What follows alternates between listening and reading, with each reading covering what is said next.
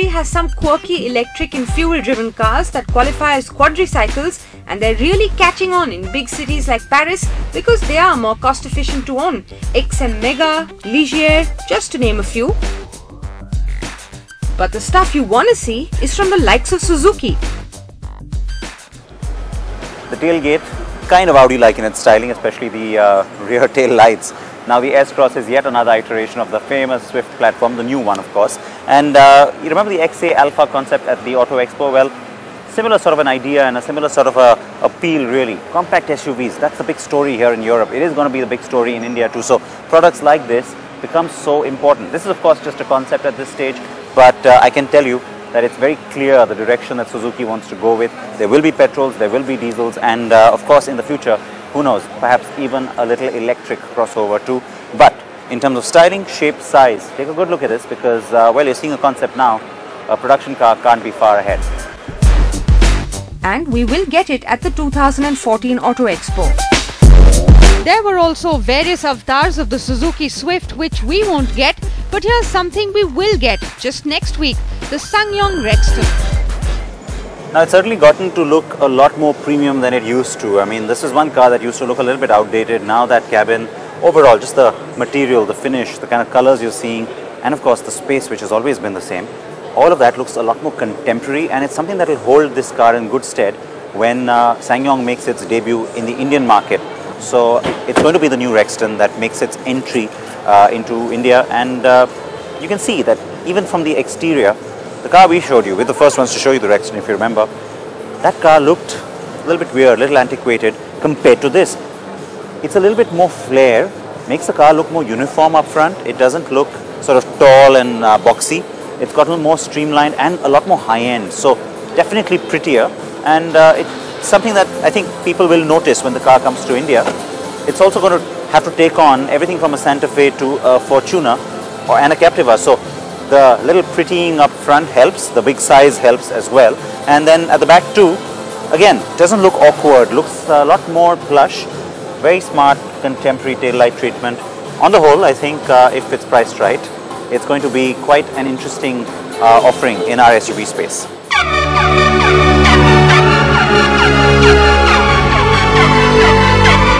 SaangYong has also unveiled the third and final stage of its XIV concept. This takes the XIV into the electric hybrid zone with a 1-litre 2-cylinder petrol engine mated to a 107 bhp electric motor with a 16 kWh lithium-ion battery.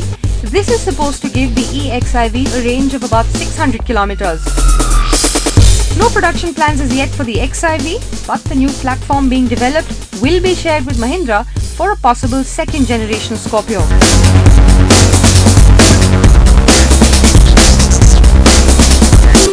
Toyota now, and besides the new Auris, it also brought its hybrid TS030 Le Mans car to the show.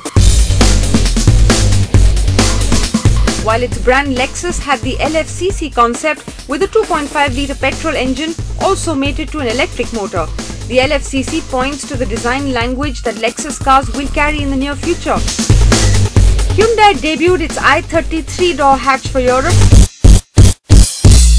while sister brand Kia had the new 7-seater Carens, and similar to the i30, the 2013 Proceed was also on show. The Nissan Terra FC EV is a crossover concept that is all electric, borrowing the drivetrain from the Leaf and the styling cues from its Duke. The Renault Group's budget brand Dacia has taken the wraps off new versions of its two bestsellers, the Logan sedan and the Sandero hatch.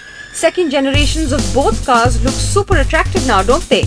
Sadly, we won't get the Logan or its variants since Renault has a non-compete clause as part of its handover of the old Logan to Mahindra all the way till 2019. At the Honda stand, we saw a colourful tribute to its iconic Civic hatch, sadly as the Civic bows out of India, and also the new CR-V, which we have now shown you from a couple of motor shows. But sadly, not much else from Honda here.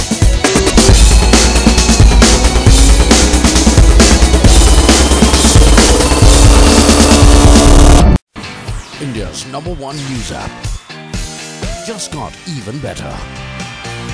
Download NDTV's new app, fully optimized for Retina display. full screen view, faster response time, and Sudoku. NDTV's new iPad app. Download now.